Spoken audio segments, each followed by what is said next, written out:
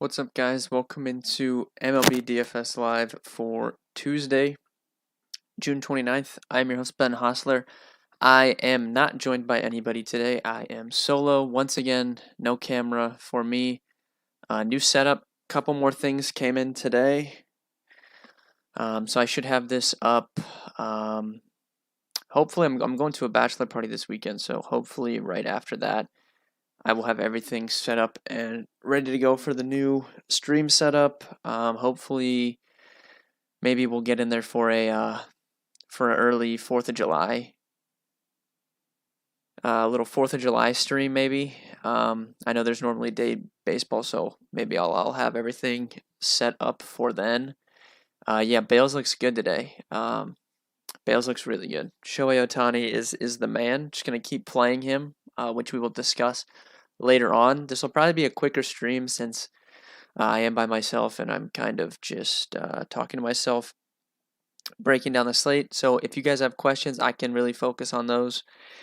And yeah, we can just go through the slate.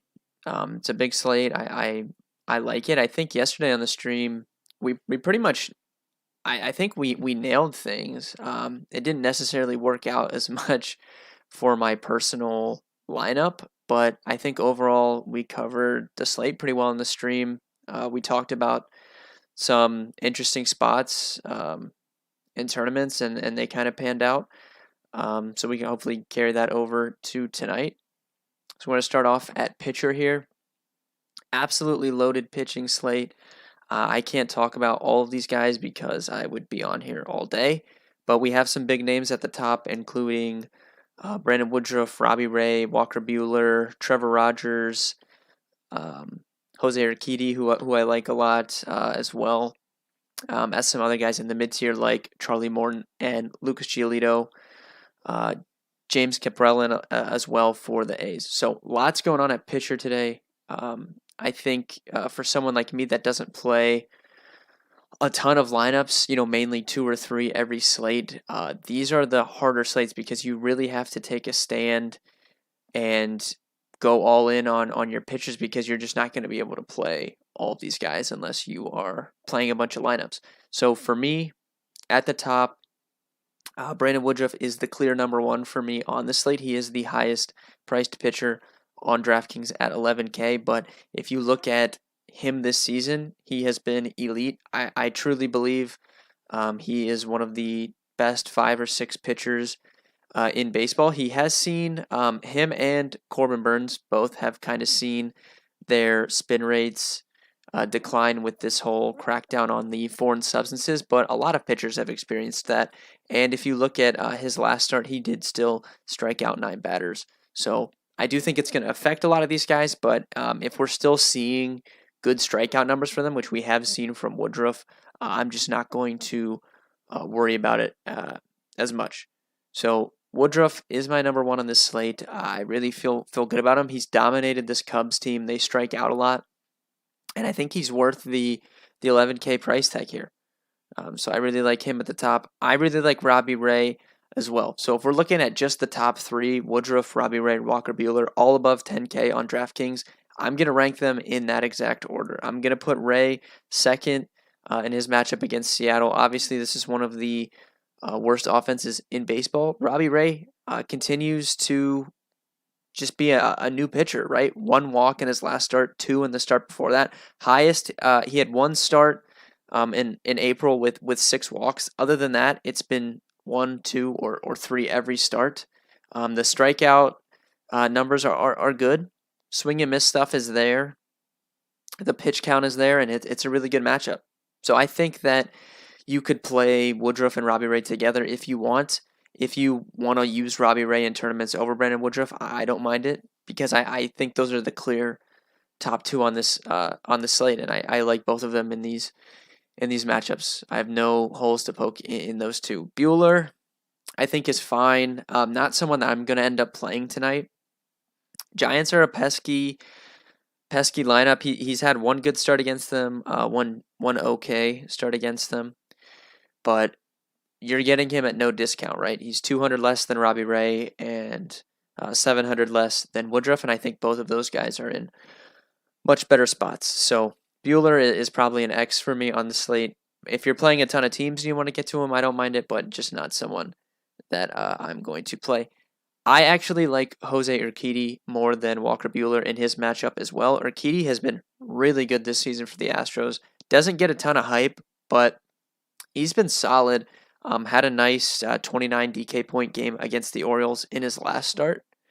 So I actually would put him above Walker Bueller as well, but he's in a tough price range just because he's 99, and then it's not that much more salary just to get up to Robbie Ray, or Brandon Woodruff. Rogers as well, right there with Urquidy. It's just tough to fit him in on the slate. I like Rogers a little bit more on FanDuel tonight than I do on DraftKings. In the mid-tier, I think ownership-wise, it's going to be pretty clear between Lucas Giolito and Charlie Morton. Those guys are going to dominate the ownership in this pricing tier. I like both of them. It's tough for me to decide between them. Morton, I think, has... I think the matchups are pretty close, but Morton has been so good his last couple starts. Earlier on in the season, this was one of the unluckiest pitchers in baseball, and he's turned it on his last two starts against the Cardinals and this same Mets team. Over 30 DK points in both of those games. Tough to argue with him. And then Giolito, I mean, this guy was going to be one of the highest owned pitchers on the slate last night before that game got postponed, and he was over 10K. Now we're getting him at 8,700 in the same matchup. Tough to fade him. I think both are going to be popular SP2s on DraftKings, and I think ultimately I'm going to lean towards Giolito in more of like the cash game tier and Morton in tournaments. So I think the most popular pairing on DraftKings for cash is going to be Brandon Woodruff and Lucas Giolito. I like them. I'll probably play that combo myself, but any of the guys that I've discussed so far, I do think you can make a solid case for. Caparellan, I think, is the other guy that you could bring up here, but his advanced stuff, he has good strikeout stuff, and the Rangers strike out a lot, so it totally makes sense. His xFIP is over 5, so a little bit more concerning, but I like the matchup. I think you can chase the upside there in tournaments, but I feel much better about both Morton and Giolito, and they're only, a couple $100 more than him on DraftKings, so I don't see the reason that you need to go to him. Even in tournaments, I would probably just side with Morton. And outside of those guys, I don't really like any of these cheaper guys in tournaments. I think, someone like JC Mejia is decent, and he's 6,100 and gets the Tigers. He did get up to 96 pitches in that last start, so I think he's stretched out. I think he's going to pitch. I prefer him to Caleb Smith if you want a cheaper guy. I saw Caleb Smith get some talk earlier today on Twitter. It's just a tough matchup for him against the Cardinals, who are so right-handed heavy. All of those batters that we're going to fear in that lineup are right-handed. So if you're looking for a punt today, I'm actually going to side with JC Mejia as my favorite against the Detroit Tigers. That about does it for me at pitcher. I don't like a ton of these other guys where they're priced. If you guys have questions on any other pitchers I didn't discuss, you can go ahead and ask. But I think how I'm playing this slate personally in cash games, I'm playing Brandon Woodruff and most likely Lucas Giolito. I'm going to play around and see if I could potentially get Woodruff and Robbie Ray together. But as of now, I'll say Brandon Woodruff and Lucas Giolito for cash games. Tournaments, how I would rank the top guys: Woodruff, Robbie Ray, Jose Urquidy are my top 3 on this slate. And then in the mid-tier, I like, obviously, Giolito, but I like Charlie Morton a little bit more in GPPs. And then JC Mejia, like I said, for a cheaper guy. I'm going to go through the positions here before I talk about stacks. There's 100 teams that you could stack on this slate. So if I don't specifically talk about a stack that you want to play, I would not, feel bad about it. I wouldn't say, oh, I'm not going to play them because you didn't talk about them, because I truly think there are double-digit stacks that you could play on this specific slate with some of these pitchers. So I'll go over that at the end. The Pirates lineup just came out. I think that's going to be important for cash games, but we'll get into that here. We'll start off at catcher. Probably going to have to save at catcher today. If you're spending up, it's probably Gary Sanchez again for me. Gets a lefty that allows a lot of power, and Andrew Haney. I went over his batted ball numbers over the last 2 weeks. Yesterday, 40% hard hits, 40% fly balls. He looks locked into me at the plate, and I like this matchup again for him tonight. So if you're spending up, it's probably Gary Sanchez once again for me. If you're saving, I think this is probably going to come down to when lineups come out and just finding one of the cheapest available catchers. I think, like, even though I like Robbie Ray, Luis Torrens hits lefties pretty well. He's 2,400. That could be someone I see myself playing. Zach Collins is batting 5th for the White Sox, has the platoon advantage. He's 2,500 on DraftKings. I could see myself playing him. And then Austin Hedges, I briefly mentioned him on the stream yesterday. He homered last night. Jose Urena, we know is just not a good pitcher at this point in his career. Not really sure if he ever was a good pitcher. If he's not able to keep the ball on the ground, he's bad. Easy to pick on. Hedges does have power. So I like those guys for under 3K options if you're double spending. And if you're spending up, you can make a case for quite a few of those guys, Salvador Perez, Sean Murphy. But I specifically like Gary Sanchez if you're spending up at catcher tonight. First base, tons of spend up options here. You have Vlad Jr. At the high price tag against Chris Flexen. You have Matt Olson against Fultonevich, someone that we love to target with power bats, specifically left-handed ones like Matt Olson. And then you have Freddie Freeman at home against a righty. Tons of ways you can go if you're spending up. And then you have Ohtani as well. I have no idea why Shohei Ohtani is 4,900. I'm just going to save him for outfield, but I'll just talk about him here. Why he's 4,900, I have no idea. Taillon, another guy that gives up a ton of power to left-handed batters. He throws mainly fastballs, almost 50% of the time to lefties. Ohtani hits fastballs very well. We know he has a ton of power. He should not be 4,900 ever. I think he's going to be really high owned on this slate, but I think it's worth the ownership, and he's 100% going to be in my cash lineup. Probably tough to fade him in tournaments as well. Seattle sneaky stack. Yeah, we'll get to that when I get to stacks at the end. But I don't know. I don't see myself playing any Seattle personally.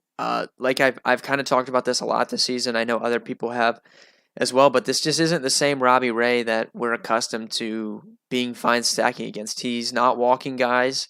The hard contact is definitely still there, but if he's not walking guys like he used to, if he does give up that home run, there's a better chance that it's a solo shot compared to a 2 or 3 run shot. So I think if you want to take like a one-off against him, like Torrens, like I mentioned, or Mitch Haniger or somebody like that, I think that's fine. But not really a team I want to full stack on a big slate like this. Continuing on here at first base, I like Jared Walsh, Ohtani's teammate, in the mid-tier again. Another guy that hits fastballs really well. Too cheap for his power upside. So I like him. As far as punt plays at first base, no one really sticks out to me that's overly cheap. Colin Moran was going to be someone that I was going to discuss here, but he is not in the Pirates lineup, so we're not going to be able to use him. I do think that's going to loosen some ownership at first base because I think he was going to be pretty popular in Coors Field at 3,100. But with him out of the lineup, that hurts some things. So I might look to maybe just slot Ohtani in at first base rather than outfield now. Or looking at mid-tier for someone like Jared Walsh. Second base, there's a bunch of spend-ups here as well. Whit Merrifield, my boy, came through for me last night. Don't necessarily want to play him on this slate, but I do want to shout him out because he did come through. I think my favorite play here, if you're spending up, is Brandon Lau at 4,900. Joe Ross, I think if you look at Joe Ross just in general, this is typically someone that we like to stack against, and typically someone that is decently, the stack against him is decently owned. I think they're going to get a little bit overlooked on this specific slate because it's such a big slate. There's so many good offensive spots. You have the Padres in a great spot. You have the Red Sox in a great spot. You have Coors Field, some other teams as well.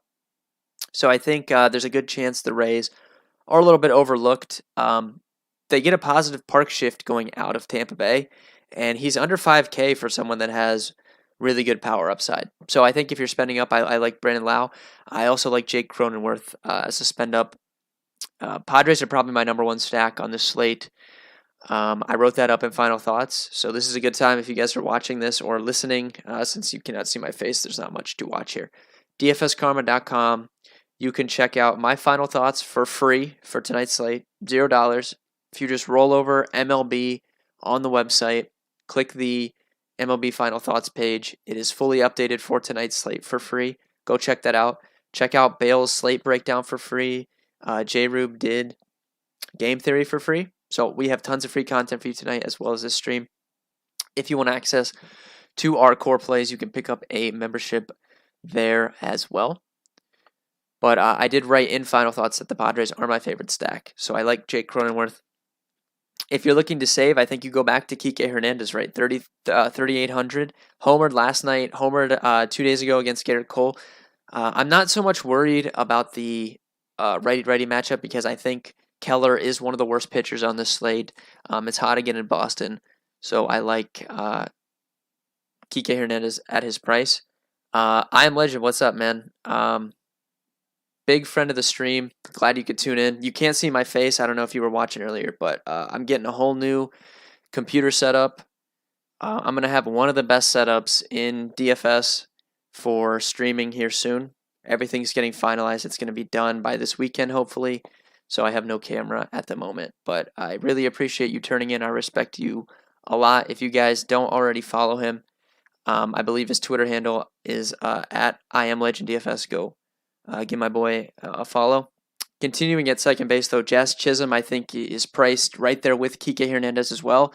And this is a similar situation to the Rays. Vince Velasquez is typically a pitcher that we like to stack against in DFS, and I think with the size of this slate and with the Marlins not being the most attractive team, I think they're going to go a little bit overlooked here. Jazz Chisholm's been someone I've played quite a bit in DFS this season, and I think he is a strong play in the mid-tier. No punt plays I really like at second today. I think I'm going to save the punts for third base and outfield. So I'll move over to third base now. Good spend-up options here. Guys like Jose Ramirez, Nolan Arenado against the lefty, Rafael Devers against one of the worst pitchers on the slate. Tons of good spend-ups you can make the case for. And then you have Manny Machado at 5K. I'm actually leaning towards him, I think, over those other guys I mentioned in cash right now. I feel really good about the Padres in general. This guy walks a lot of guys. He gives up a lot of fly balls. I think it sets up really well for a powerful lineup like the Padres. So I really like Machado at 5K. He's probably my top overall play here. And I'm probably going to have him in my core plays up at dfskarma.com. If I'm not going to use him, it would probably be Devers. That's probably my two favorites. And then for tournaments, you have Wander Franco, 4,700 third base shortstop eligible. This is going to be a 5K hitter at some point. I've already discussed that I like the Rays in tournaments. You can attack Joe Ross with lefties. So I'm super interested in Franco in GPPs. In the mid-tier, I was going to mention Suarez here against the lefty, but Blake Snell obviously got scratched. So they're going to get a little bit of a bullpen game here, so that kind of takes the appeal for the Reds away from me. Thank you for the thoughts. You guys are welcome. I try to do that free at least one day a week. We kind of got off track with that on Fridays the last few weeks, so I figured with the big slate tonight, we'll give you guys some more free content. But finishing up at third, I think the best value play here is Emmanuel Rivera for the Royals. I used this guy in cash last night. He was pretty popular, but he's min-priced. He's not super far down the order, right? 6th is pretty decent. I mentioned it's still pretty hot in Boston, so I like him for minimum price on DraftKings if you are needing some value. So that could be someone if you're going to try and go with the Robbie Ray, Brandon Woodruff build, that could be someone that you plug in for some savings. Shortstop is kind of the same story as third base. I really want to spend up here. You have obviously Trevor Story in Coors. It's just been a weird season for Coors Field. Like I feel like it hasn't gotten as much traction as it generally does because the Rockies are terrible, and especially with Arenado leaving, CJ Crone was hurt for a large chunk. Like they just don't have a good offense, so there's really no appeal of playing them, especially when they're up against decent pitchers. And then the Pirates aren't a great team as well, but I do think some of these cheap Pirates will be owned. So you can make the case for Story. I like Tatis Jr. as my top spend up here. 6K on DraftKings is a lot, but I've discussed how I love the Padres tonight, and I think he's a good play. Trey Turner at 5,700 against the lefty, you can certainly use it as well. And then you have Franco there as well, who I talked about at third. As far as cheaper guys, I think a lot of people want to look at Gleyber Torres at that $3,500 price tag on DraftKings against a lefty that gives up power, but he's just been too bad, man. It's tough for me to want to play him at this point in this slump he's in. So I'm probably going to pass on him. And I don't see really any. I didn't have any of these punts super high graded. I'm not seeing anyone right now jumping off the page to me below 3K. So I think this is a position I want to spend up on, unless you want to go with Paul DeJong, who we talked about yesterday.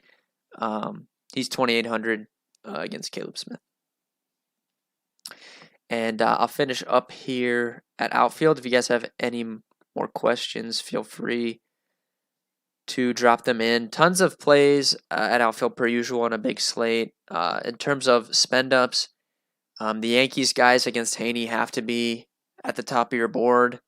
JD Martinez, Austin Meadows, and then Ohtani, who I already discussed wanting to play at first base. Ohtani would be number one for me, and then you have to look at the Yankees guys. Austin Meadows, JD Martinez, like I mentioned, in terms of spend ups, and then Schwarber, lefty, but I don't know how we can really argue what this guy's been doing. Another 2 home runs last night. I don't know what this guy's eating, but he's on absolute fire. Tough fade, even lefty in tournaments. Castellanos, I think, was going to be pretty popular at 4K, but with Snell getting scratched, I'm probably going to avoid him in cash games. Still think he's fine in tournaments because 4K is too cheap for someone of his hitting ability, but for cash, I think he's out for me. Any of the Red Sox guys that are cheaper, I think, are fine in tournaments. Jorge Soler is 3,400, batting second again. I like him. And I think my top punt here, Greg Polanco at 3,100, is going to be super chalky for the Pirates in Coors Field. And then you have Kevin Kiermaier all the way down at mid price. He's actually up to 6th in the Rays order. I like the lefties against Joe Ross, so that's another punt play that you can consider. In terms of a home run call for tonight, I'm going to pick Jared Walsh. I actually might prioritize him in my core plays now, with first base opening up because Moran got announced not in the lineup. So I might try and go Walsh at first, Ohtani in the outfield, with Polanco and some of those other cheaper guys. Thank you guys for watching. This was a quick stream, but like I said, on here talking to myself, just wanted to cover the slate really quick for you guys. Tomorrow I'll be back with Bales, so we'll have a little bit more to talk about. I appreciate everyone watching this. Please be sure to subscribe to us on YouTube, Karma Media Network. NFL's looming. We have tons of free football content, as you guys know. I can't wait. I can't wait to get this new setup going so you can actually see me again. But thank you guys for watching, and I'll see you guys tomorrow.